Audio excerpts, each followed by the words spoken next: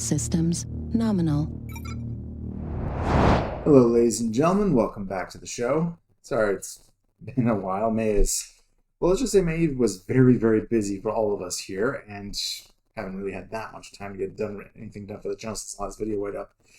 Even had to redo this one. This is the second take I've done on this because turned out I was so tired when I did the first version of this video that I didn't realize I was, and I sounded like I was half asleep when I re-listened to the recording. So yeah, definitely this needed a redo, but let's not dwell on that too much. We've actually got a movie to talk about now.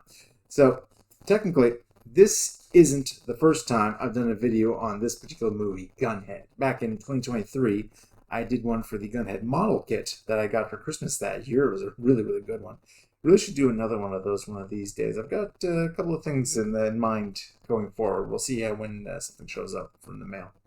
Anyway, the movie itself came out in 1989 as a co-production between Sunrise and Toho. So the giant robot anime people teamed up with the giant Tokyo smashing monster people to make a live-action mech movie. And originally, it was actually going to be a Godzilla movie. It was part of a story contest that Toho held in 1986 before the movie got retooled into the version we have now. It was going to be Godzilla versus Gunhead or something like that. It could have actually been pretty interesting.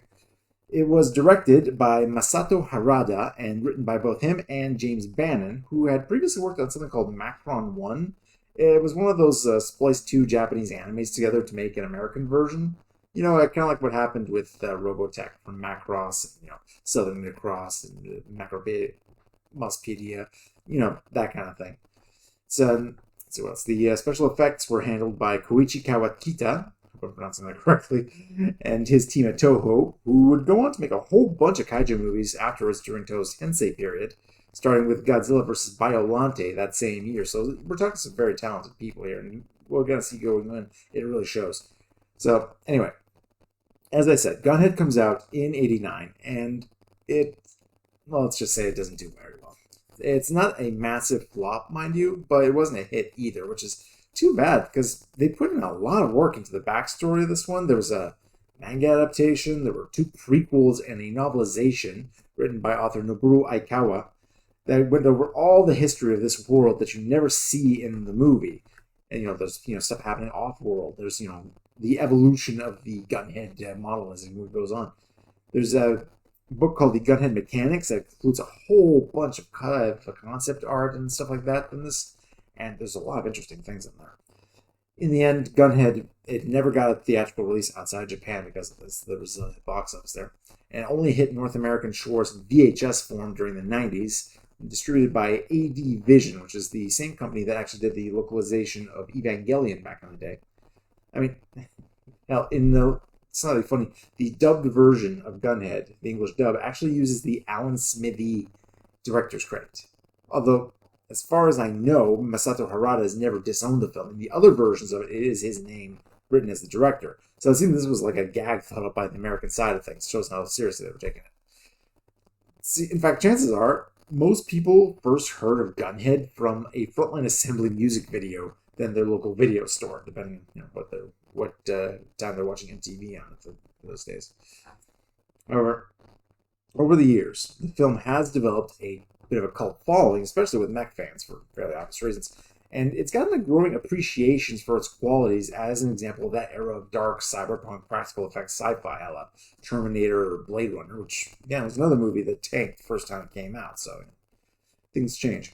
To the point that when a Blu-ray restoration of the film was released in 2022, it sold really well. I think it was for a while, #1 in sci-fi for all of Japan. And a revival screening of Gunhead in July of that year sold out like that. So this film has had a serious reappraisal since that initial box office failure, and I think it's well-deserved, having watched it a couple of times now. So what is Gunhead actually about? Well, I was going over various reviews and stuff like that, and one comment actually stood out. How did they put this? They said it's like a Paul W.S. Anderson movie written by Hideo Kojima. I mean, that's actually a very apt description right there. The story itself takes place after an AI named Chiron 5, which was created by the Cybortech Corporation to run their giant cyberpunk automated factory thing, goes rogue and decides to give the whole Skynet thing a shot, as one does in those days.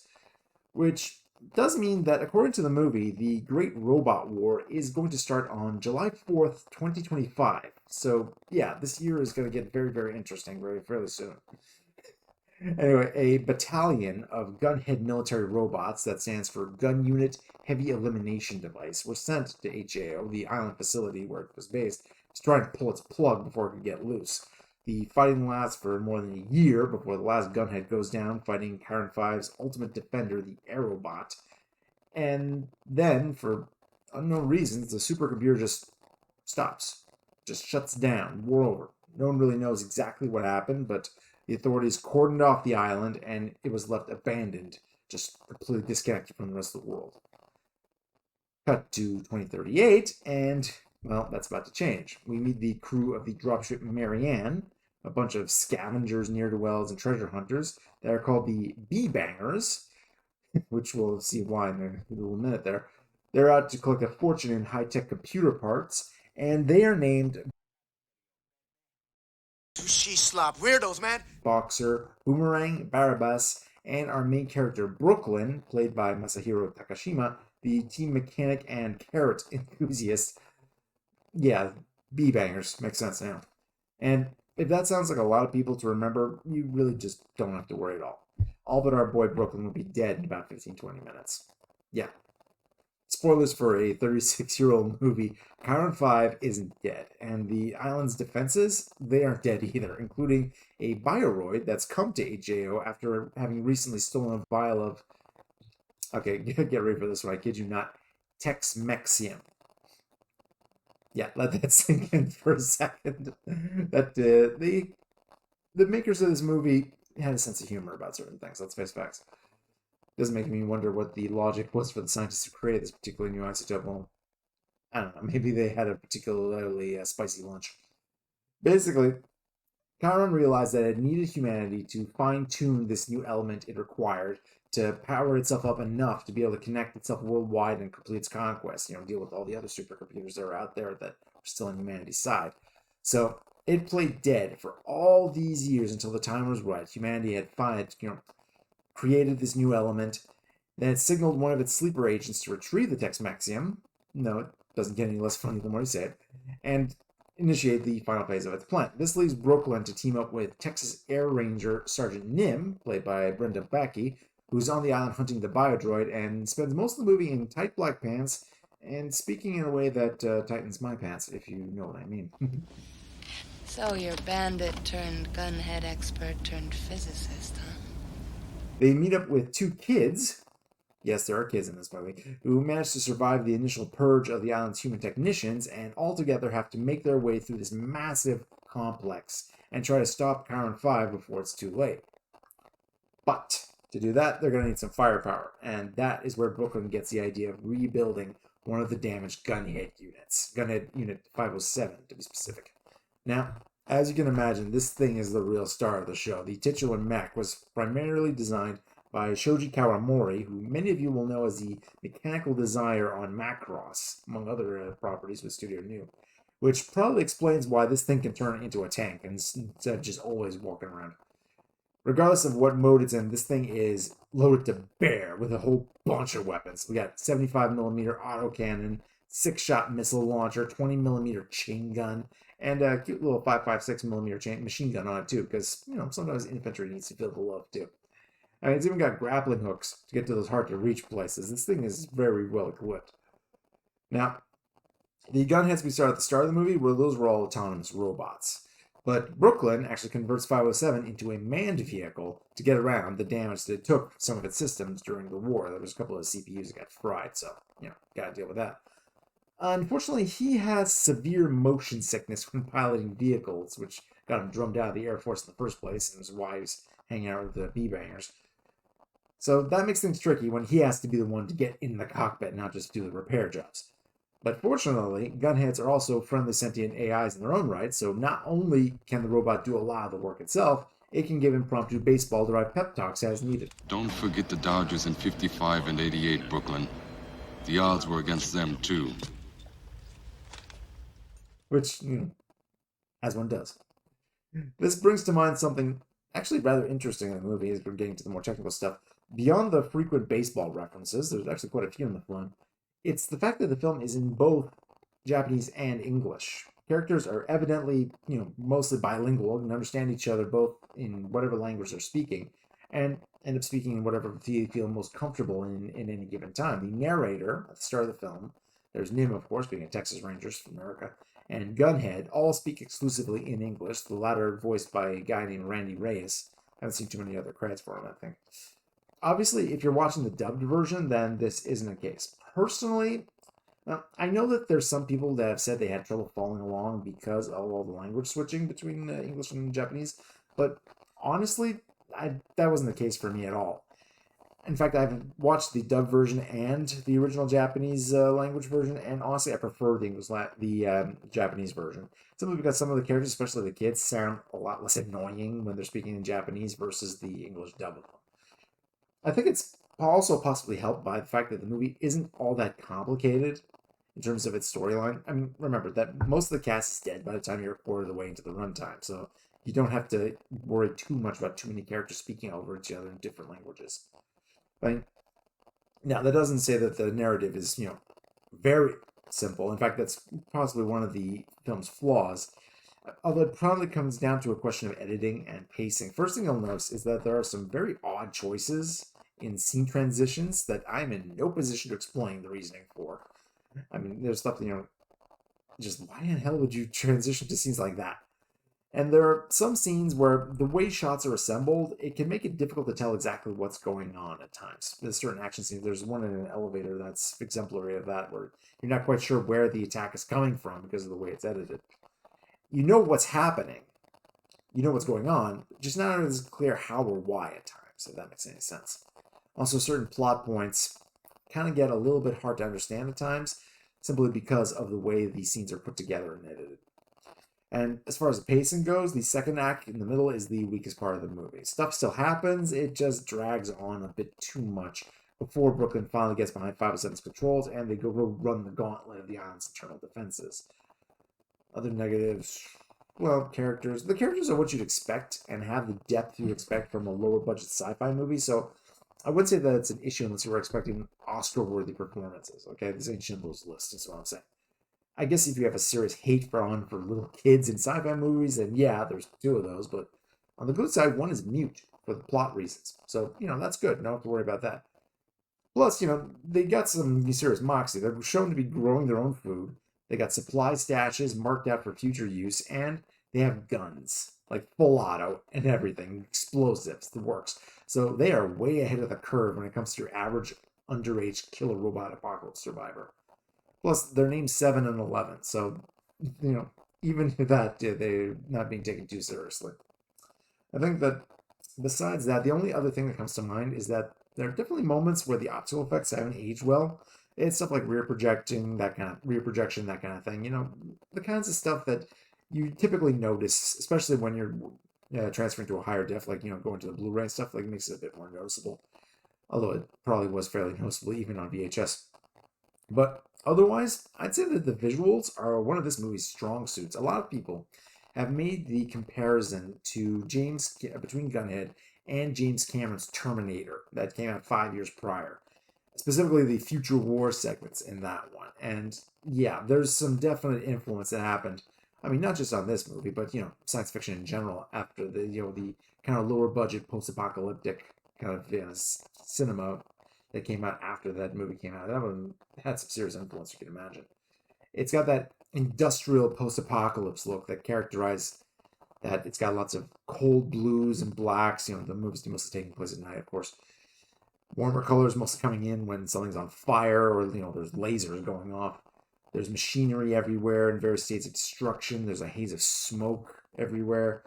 It's a really damn good aesthetic, let's face facts. And it meshes very well with the practical effects. It helps to hide any kind of seams or anything like that, and while still making everything fairly seamless in the way it's worked. Plus, since the fact that it's all practical and very little in terms of CG, obvious dated CG or anything like that, or those kind of visual effects, it still holds up very, very well. Outside of that, there's also, beyond simply the Terminator influence, you have a lot of the aesthetic being reinforced by what was happening artistically in Japanese genre circles at the time. I mean, anime, obviously, this is, the same kind of period where we give us stuff like Akira and things of the same sort.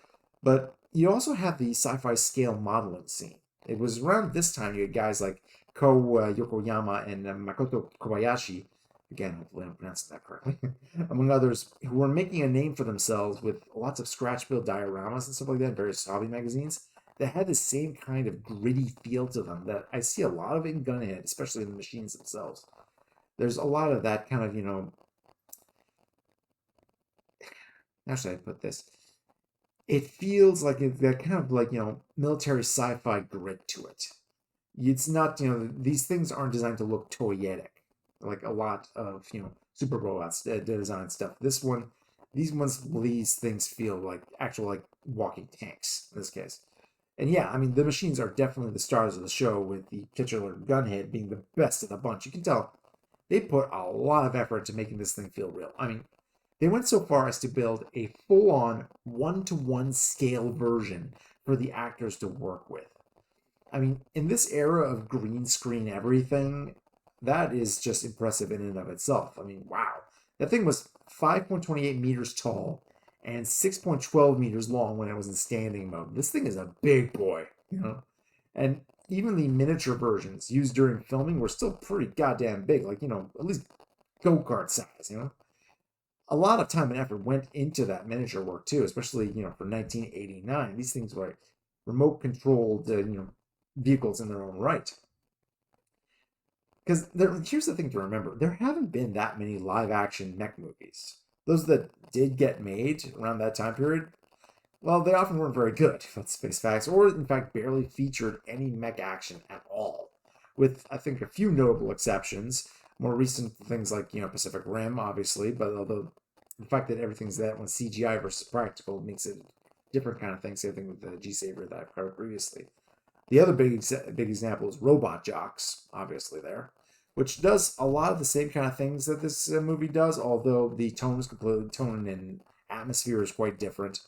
And that one is somewhere more around Gundam or Evangelion on the real to super robot scale. The Robot Jocks mechs are treated like actual machines. They're not, super robots in themselves, but the atmosphere around them and the way they're used are very much in that style. It's that kind of, as I said, Gundam Evangelion kind of, scale in there. But Gunhead is grounded as fuck. I mean, I put this one on Macross or nothing, if not Votom's levels of grit right there. It's that practical nature again. There's not, this isn't a guy in a suit, and it's not stop motion. These are, actual remote controlled machines, even when they're miniature versions and the larger version, of course, too. I mean, the fact that the actors had that full-size version to clamber on and to interact with, it really sells you on. It gives you a presence and the scale that it would be lacking if it was just, a competent special effect or something like that. It's the fact that you have those human characters next to it, able to talk to it, and interact with it, that really sells it. You combine that with the production design, and it creates that atmosphere I was talking about earlier. And you look at 507 in action when it's actually moving and doing its thing, and it feels like something that could eventually be built somewhere in the future with the right technology. And not only that, it's got character too. The banter between 507 and Brooklyn is pretty damn fun. I mean, they play off each other really, really well. They're pretty much the heart of the film in that regard. That relationship of Brooklyn rebuilding Gunhead, giving him another shot at completing his mission, and Gunhead helping Brooklyn, deal with his issues and, rebuild that confidence that he's kind of lost since, he left the army and it's kind of disgrace. And that's all the more impressive when you remember that we're talking about a robotic tank with a gun for a head. There's no human-like avatar on a screen or a hologram projector, nothing like that to humanize the Gunhead. It's all just, just talking. And I think that actually is, very impressive in and of itself, especially since, one person's talking English and the other one's talking Japanese the entire time. So that's actually really, really good in the movie's part. So, yeah, that's for Gunhead. Same thing kind of goes for the other machines. The Aerobot, Current 5's Ultimate Guardian, although you do see that one a hell of a lot less, but it is also very impressive. This thing is big. It is nasty, and it packs a serious punch with that triple particle cannon it has, among a whole bunch of other weapons. A flamethrower, big old claws can use to rip things apart. What I like about this one, though, and this one's it's a different kind of thing from the Gunhead machine. The Gunhead machine is a military weapon through and through. It thing looks like it was built for war. The Aerobot, though, it feels like it was put together by Chiron 5 from a bunch of heavy industrial equipment from the island's robot factories and then just weaponized. It's hard to recognize exactly what everything came from, but it doesn't look like a purpose-built military vehicle, although the filmmakers did base some of the aspects of it off watching footage of old Soviet KV-1 and KV-2 tanks. So this isn't really a situation like in Terminator where a military AI went rogue and commandeered all the army's stuff. In fact, the rest of the world is pretty much largely unaffected by this whole AI rebellion. Only the island of HAO was the one where the battles took place. Chiron had to build from what it had available because of that, and the design here reflects that. And the final battles between it and 507, it's a sight to behold for fans of both mech fights and practical effects work. This is really, really impressive stuff, especially as, again, from 1989. Although really that was pretty much the late 80s to early 90s was very much the high point for miniatures work like this. That was just before things were going to start moving more into the direction of CGI stuff, which would create some very impressive things, but again, the sheer physicality of it is really what sells it here. And then finally, you have the Biodroid that I mentioned earlier, but there I think that's another thing where it just doesn't work quite nearly as well.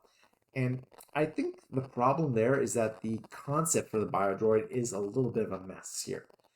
It's not really clear exactly what it is, whether it's a robot, a cyborg, some kind of synthetic humanoid like the ones from Alien or what. All we know is that what we hear on the radio, and early on in the movie, and from Sergeant Nim, when she starts explaining why she's on the island, basically the Series 3 Biodroids were designed at HAO back in the day and have just gone on a sudden rampage. This one stole a texmexium vial from the hypernuclear facility in Dallas, and then hightailed it back to Chiron 5 with Nim in pursuit. So story-wise, it serves as both the primary human-scale antagonist, like, the bad guy in a slasher flick, and also, well, funnily enough, it's also an exposition dump. It actually types in questions to Chiron 5's, systems back in the main control tower to get some information about when it can start the plan and, what a bit more information on the plan that the human characters wouldn't have access to. So, that's all well and good, but take a good long look at what the Biodroid looks like. I don't know about you, but that doesn't really look like something designed to work with humans. You know what I mean? And before anyone mentions it, yes, I know it, probably took some damage between, Texas and HAO, although it looks kind of fucking weird, let's face facts. And it does look different before it somehow regenerates when it and Bebe fell into the green goop in the Chiron Dome, which I don't know how that works. Even the characters in the movie don't know how that worked, but, there it happened. Not that you can really see much at all, because I had to go dig around in production photos to get a good look at it, but even then, it still looks like it'd be more at home in, like, Tetsuo the Iron Man than it would be in Gunhead. Now, there's another version of this, though, in the manga based on Gunhead. On the other hand, that one would have fit right in. That thing looks scary, intimidating, but not looking like a pile of junk with a melted boombox for a head, you know what I mean? It does look a bit more like a purpose-built machine rather than just something that got greebled all to hell, Overall, yeah, that is definitely one of the weaker points aesthetically for the film. The actual role that the machine fits in the story, it's, works, exactly for what it's supposed to do there. I think the movie probably would have benefited from a bit more budget to, and also definitely a tighter edit for pacing and to clear up some of those plot points. But otherwise, I think it's clear that the cult following and the gradual reappraisal that Gunhead's earned over the years is genuinely very well deserved. I like this movie quite a bit. The movie clocks in at 100 minutes runtime, so even with that middle act slowdown, it really won't take you too long to watch. And I definitely think that's worth it if you're a fan of this era of action sci-fi. Again, it's like a Paul W.S. Anderson movie written by Hideo Kojima. If that sounds interesting to you, then Gunhead may very well be exactly your cup of tea. And on that note, I have been Zero Sun. Thank you for watching. Let me know in the comments what you thought of the movie if you've seen it. I'll see you all next time. I've got a couple more video ideas in the works. Hopefully it won't take me so long to actually film the damn thing next time. In the meantime, I'm ejecting. Bye-bye.